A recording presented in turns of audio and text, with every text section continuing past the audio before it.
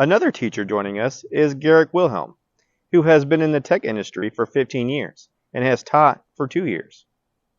Okay, all right. So, my first question is, have you seen a student or know someone that has tried to turn in work that was generated by ChatGPT? There's definitely been work that we've suspected, but then it's nearly impossible for you to go and check by putting that information into anything and coming out with the same output. Because even if you put the same terms in at one time, you're going to get something out at a different out at a different time. So it's difficult to have like a definitive check. But we know when work isn't the student's voice, when it's outside their normal vocabulary, when it's outside the knowledge spectrum of what we're learning. So Yeah. Okay. All right. Have you witnessed or do you have any experience like with teachers themselves using ChatGPT for, say, like lesson planning or anything that goes on in the classroom? yeah, so absolutely. In fact, I used it quite frequently. When I have a topic that I want to talk about, it's easy for me to go and get an outline of things I should be including by just asking ChatGPT for an outline. I have a student who had a discipline issue, and I'm trying to be careful about what I say here, but he was making specific threats to other students, and he was asked as part of that discipline plan to do a speech, which we were already doing in class, but on the topic of the effect of those threats. Oh, And so I provided him an outline, which I created through Chat GPT and gave him the sources. And so then he was able to then take that information and write his own speech from the outline and sources that I provided for him. okay, great. So my next question is ChatGPT going to be a problem for teachers going forward? Yes, because teachers face lots of problems every day. Yeah, plagiarism is a problem. So at the university, we have turned it in and it checks their work against every other piece of work and everything on the internet, and it gives us a score. You Mhm. know, Google Translate was a threat to Spanish classes, and we worked around that. Is it a problem? Yes. Is it a problem we can't face? No, not at all. It's something we can easily work with, and I think it has many valuable uses also in the classroom. Okay. So are you yourself, are you a fan of AI or ChatGPT? Are you a fan or are you against it? I'm not against it. It's still, I think, out to be seen what its best uses are. The output we get is not, I think, ideal or excellent.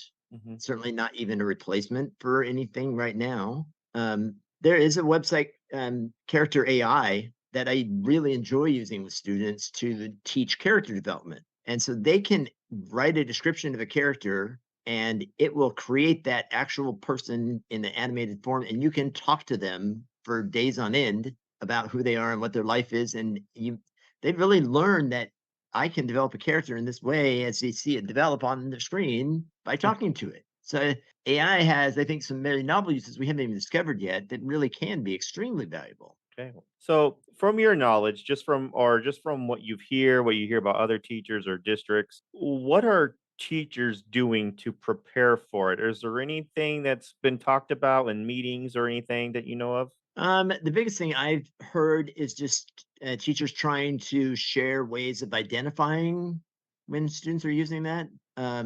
There maybe been a few conversations about people that found useful purposes for it, but mostly it's like it's either teachers grappling with identifying work that may be, I say, plagiarized. So it's interesting that this sits in a gray area where the output of AI is considered owned by the person who generated it, Mm.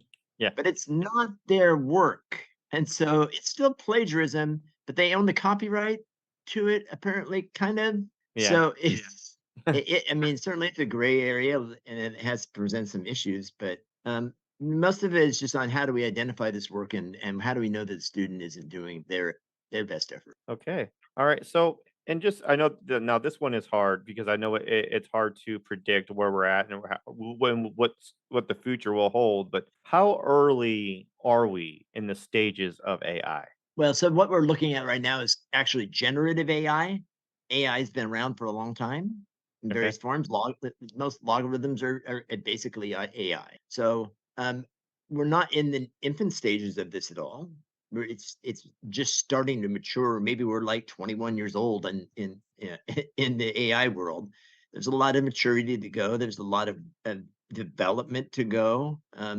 And maybe it's just never not a part of us. Really, almost since the beginning of computers, it's been a part of us. So, will it ever gain consciousness and become something of threat to the humanity? No, I don't think so ever. So, Oh, okay. All right. So also now from your experience, just from what you've seen, how can you tell that something was generated by AI or ChatGPT, like just by looking at it? What is something that you kind of look for that stands out that says this was probably ChatGPT? the biggest thing is knowing the student. I mean, at least in high school, we spend our lives with these kids. I mean, we are everything to them. They are teachers and counselors and social workers and so on and so forth. So I know that student. I know how they write and what they say. And if suddenly it's more formal, or if it's not their normal vocabulary, or their way of writing, or even their cadence, or the length of sentences, all of these things come into factors, like a style that student has. Yeah.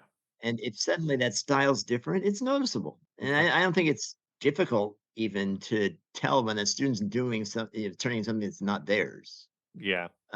We still have, I mean, I have students that copy each other's papers all the time, just not in the exact words. So they'll take another student's paper and change the words around. So it's the exact same sentence structure and exact same idea, but it's in the different words, just so that it's not plagiarized. But Hmm. so it's fairly easy to tell when that's happening. So it's not difficult to tell when GPT is involved. Okay. All right. And the last question is, what do you think someone should know before they think about using Chat GPT for assignment? The biggest thing you need to know is that you have to verify and source all that information. So, one, if you're going to turn in any information, you got to provide a source. It's got to be a credible source, and it's got to be something that's academic generally. That's not Chat GPT, because a lot of what sometimes you get stuff out that's actually completely off the wall and doesn't make sense, Hmm.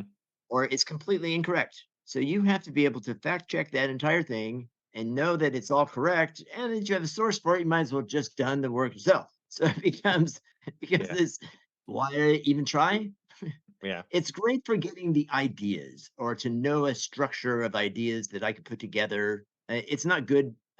And I know the fears in Hollywood of it replacing writers and actors, but we're not there anywhere near there right now. It's not. It does not produce good writing. It doesn't produce. Yeah, I don't think the work that comes out of it is valuable. It's just good starting framework. Okay.